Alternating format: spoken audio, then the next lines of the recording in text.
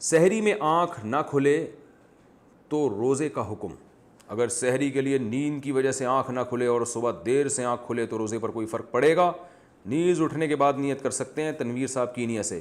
رمضان کا روزہ بہرحال واجب ہے, صرف مسافر چھوڑ سکتا ہے اور بیمار, باقی سب پہ رکھنا واجب ہے, چاہے سحری میں آنکھ کھلے یا نہ کھلے.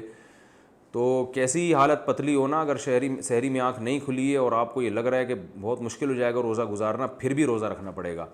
تو یہ جائز نہیں ہے کہ آپ کی سحری میں آنکھ نہ کھلی تو اب انسان کہ چلو یار آج تو مشکل ہو جائے گی.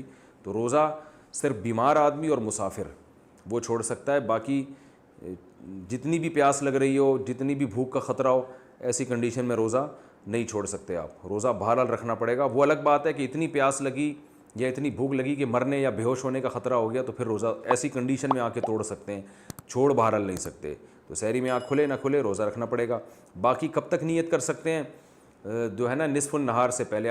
پاکستان اور انڈیا میں تقریباً 11 بجے تک نصف النہار ہوتا ہے, 11 ساڑھے 11 چینج ہوتا رہتا ہے. تو یہ اتنا وقت ہے کہ اس سے پہلے نیت کر سکتے ہیں. ہر مہینے ایڈوانس میں زکوٰۃ دینے کا حکم. کیا ہر مہینے کے حساب سے زکوٰۃ دی جا سکتی ہے؟ یعنی ہر مہینے تھوڑا تھوڑا دیں اور پھر سال کے آخر میں سب جمع کر کے اتنی زکوٰۃ میں نے سال میں ادا کی ہے کہ بھئی اتنی زکوٰۃ میں نے سال میں ادا کی ہے, باقی اب دے رہا ہوں. شفیق صاحب ڈیرہ اسماعیل خان سے. جی ہاں جائز ہے, ایڈوانس میں بھی زکوٰۃ دے سکتے ہیں, حساب وہ سال کے بعد ہی کیجیے گا.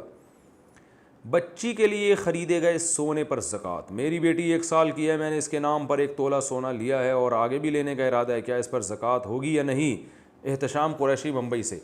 اگر آپ نے اس کے لیے لیا اور اس کا مطلب یہ کہ اس بیٹی کو مالک بنا دیا, دل میں نیت یہ کر لی کہ بچی اس کی مالک ہے, تو پھر اب اس سونے پر زکوٰۃ اس وقت تک نہیں ہے جب تک بچی بالغ نہیں ہو جاتی.